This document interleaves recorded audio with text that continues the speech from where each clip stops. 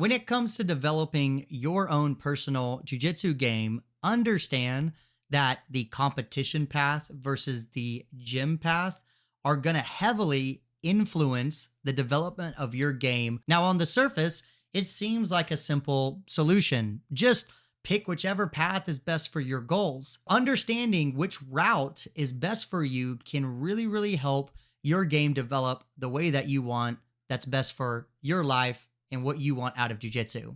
So stick around, we're gonna dive into it right now. If you're new to the channel, thanks for checking it out. My name is Chasen Hill. I'm a jiu-jitsu black belt who's been teaching and training now for over 16 years.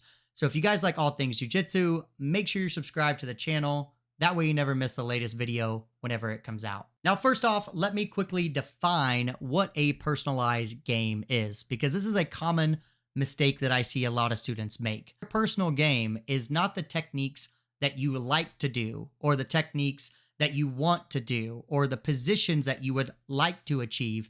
It's what you can actually and realistically do. If you like omoplatas, but you never catch an omoplata, even when you try it, then an omoplata is not part of your game. Your game is ultimately how you react under pressure. It's the decisions that you make in these timely scenarios.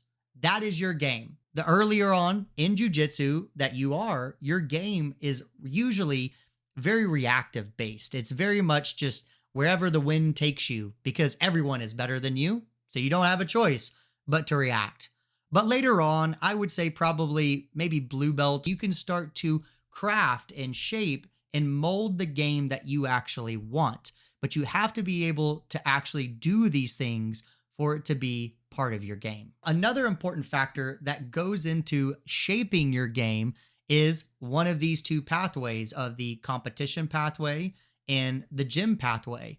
Because whatever pathway that you decide to take, that is what you're going to prioritize, and we can almost kind of forecast or look at the outcome of what your game is going to be. If you are training for competition, you need to develop more of an offensive heavy style of a game and prioritize those areas. But if you're more developing a game for what can work in the gym, well, then you might need to prioritize things like efficiency and energy management and dealing with all different sizes of opponents, not just one size or one strength of an opponent. Now, I will touch on this more later on, but you can definitely cross paths with one another. You don't have to stay on the same path forever, but really identifying which path is best for you now and understanding how that affects the shape of your game is massively beneficial when it comes to giving your jiu-jitsu more direction.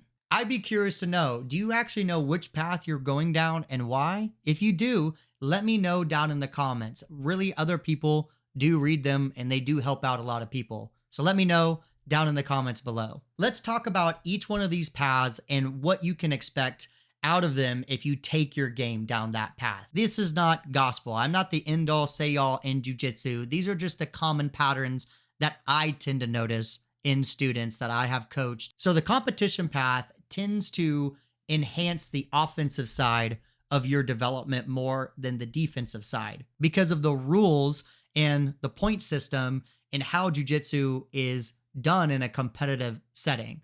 Meaning you're not awarded points for escapes or defense, you're awarded points for progressing and finishing. So you get points for guard passing, you get points for dominant positions like mount and back mount, and ultimately the person that gets the submission wins the match. That means your game is prioritized around the offensive ideas, meaning that even if you are in a defensive position or you're on the bottom and you're trying to escape, you're trying to get out as fast as possible and you're trying to deny from being pinned. There's a whole kind of mindset that you have to adopt whenever you're going down the competition route. Now, for the gym training role, basically you're just going to be a lifelong jiu-jitsu practitioner, but you're just training in the gym. You tend to be a lot more experimental in your game. There are times that you're going to be better in your defense because you're working on those areas. Then there might be times that you're more offensive because you're working on those areas, but you're more kind of developing in sections. So like the competition is more just purely offense, purely driven, purely mindset, dominate, impose, and go after, versus the gym is more about whatever you want to do that day, whoever shows up to the gym, whatever training partners actually challenge me. What I normally see is people who are really into heavy in competition, regardless of who they are training against, they tend to kind of apply the same competition mindset, whether they are bigger, whether they are stronger, whether they are more skilled, whether they are less skilled. It's like one mindset, one objective, and like go. Versus in the gym, you're kind of achieving multiple things. You're maybe being all defensive one day. You don't care about submitting people. Then the next day, you're focused on another thing. And maybe you're training with this bigger guy, so you're only focused on these ideas and these things. In a way, the competition mindset is kind of more monotonous, and you're kind of doing the same thing or the same thought process over and over, versus the gym mindset, you're kind of touching on all different aspects throughout your training. The way that I think about this path crossing is like training in seasons, right? So if I'm primarily competition based focused, I would focus on that like 80% of the time, but then I might dedicate 20 or 30% of my other time to being more of that gym kind of passive style, working on my defenses or allowing bad positions or trying new and experimental things so it's not so mundane. It prevents the burnout. You could practice now maybe the defensive ideas, the stuff that you didn't practice before. Get better at those areas, right? You're focused on another area, now switch to this area. And also on the other end, I recommend the same thing. Spend a season, if you're just a gym player, being more of a competition mindset. Research the rules, look at what it would take to be successful in a competition, and try to test yourself actually in training against that. Try to be more offensive, start counting your points and going for the attacks and being a little bit more aggressive,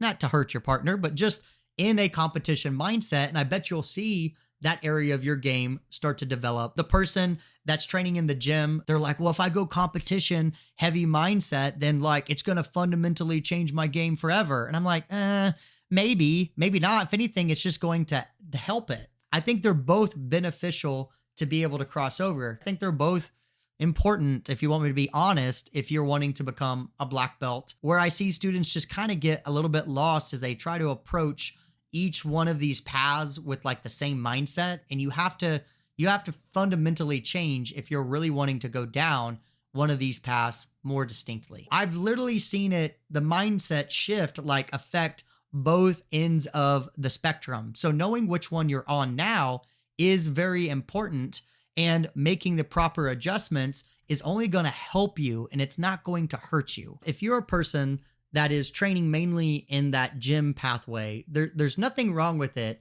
But if you decide that you want to step into a competition and you want to prepare for one, you're going to have to change the way that your game functions and the way that you apply your game. Because if you're more passive and reactive and go with the flow, I'm not saying it can't work in competition, but it's going to hurt you more than it's probably going to help you. You need to practice now imposing your game in a different way. All the offensive areas need to really be sharpened and be refined, and you need to be able to be the hammer, not the nail, or just hope that the other person makes a mistake. I've seen very skilled people who train in the gym all the time, and they don't switch their mindset, and then they go compete and they just get overwhelmed and they just get destroyed, and they start to question like, man, am I even actually good at this jiu-jitsu thing? And man, maybe everything I've been done is a lie, and so on and so forth. It's not really the case, because